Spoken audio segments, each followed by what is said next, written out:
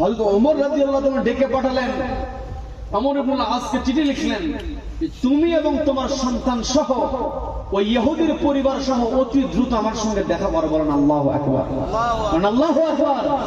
আমরা এমন জীবন বিধান পেয়েছি, প্রত্যেকটা মানুষের সে যে ধর্মের অনুসারী হোক না কেন, ওই ধর্মের অনুসারীর যে নিরাপত্তা, এই নিরাপত্তার দায়িত্ব মুসলমানকে গ্রহণ করতে হবে। কথা বলেন ঠিক কিনা? কি কথা বলেন? এই পৃথিবীতে একমাত্র মুসলিম জাতিরাই, একমাত্র ইসলামী গোটা মানব জাতির জন্য সুরক্ষা দিয়েছে। বলেন আল্লাহু আকবার, বলেন আল্লাহু আকবার। আমরা এর প্রমাণ পেয়েছি, যারা ইসলামের কাছে আছে, যারা ইসলামের ইতিহাস শিখতে আসে, শেখার পরে দেখবেন তার ভিতরে ইসলামের ঘটনাগুলো জানার পূর্বে যেমন চিন্তা চেতনা থাকে, ইসলাম জানার পরে নবীজির জীবনী নিয়ে একটু পড়ালেখার পরে তার চিন্তা চেঞ্জ হয়ে যায়। কি কথা বলেন? সম্প্রতি একেবারে রিসেন্ট একটা ঘটনা, আজকেই এই ঘটনা আমার দেশে ঘটেছে। ঢাকা ইউনিভার্সিটিতে একজন শিক্ষক তিনি বললেন যে আমি সারা জীবনে বহু বই পুস্তক পড়েছি, কিন্তু জীবনী নিয়ে পড়াশোনা আমার হয় নাই। তো কয়েকদিন যাবত আমি বিশ্বনবীর জীবনী নিয়ে পড়াশোনা করলাম, কয়েকটা বই আমি পড়েছি। পড়ার পরে আমার কাছে মনে হয়েছে সারা জীবন আমি কি করেছি, আমি কেন এগুলো আগে পড়ি নাই। বলেন আল্লাহু আকবার, বলেন আল্লাহু আকবার। তিনি স্ট্যাটাস দিয়েছেন তার ফেসবুকে যে নবীজি শুধুমাত্র নামাজ রোজার কথা বলেন নাই, নবীজি ছিলেন সমাজ একজন সংস্কারক, নবীজি ছিলেন রাষ্ট্রনায়ক, নবীজি ছিলেন ন্যায় বিচারক। বলেন আল্লাহু আকবার।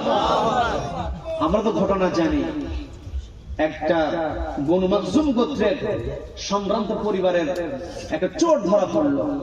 নবীজি অর্ডার দিলেন, হাত কেটে দাও, হাত কেটে দাও। নবীজির কাছে সুপারিশ করা হলো, সম্ভ্রান্ত পরিবারের আপনি যদি হাত কেটে দেন তাহলে কেমন হবে? নবীজি বললেন, আমার তো নয়, আমার কলিজার টুকরা ফাতেমাও যদি চুরি করতো, ওই ফাতেমাকেও আমি ছাড় দিতাম না। বলেন আল্লাহু আকবার, আল্লাহু আকবার। নবীজি লাকাদ কানা লাকুম ফি রাসূলিল্লাহি উসওয়াতুন হাসানাহ, নবীজির মধ্যে যে উত্তম আদর্শ আল্লাহ আমাদের জন্য দিয়ে দিলেন, এমনিতেই দেন নাই। জীবনের প্রত্যেকটা ক্ষেত্রে নবীজি তার সর্বোচ্চ চরিত্র উপহার দিয়েছেন। বলেন আল্লাহু আকবার। এর মধ্যে সব চরিত্র ধীরে ধীরে আমরা অর্জন করতে পারবো। দুইটা বিষয় আমাকে আপনাকে খেয়াল করতে হবে। কয়টা বিষয়?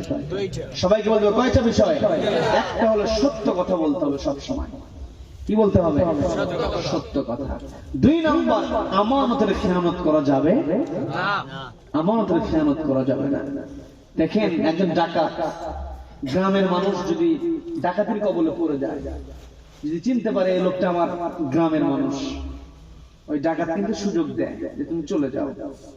অথচ নিজের ভাই হয়ে বোনের সম্পত্তি মেরে খায়। আছে না নাই? আছে না? আছে না নাই? একজন ডাকাত এলাকার মানুষকে ছাড় দেয় আর নিজের মায়ের পেটের বোনের সম্পত্তি আত্মসাৎ করে। আছে না নাই? আছে। কাজে আমাদের সাবধান হতে হবে। আমানতের খেয়ানত করা যাবে না, মিথ্যা কথা বলা যাবে না, সত্য বলতে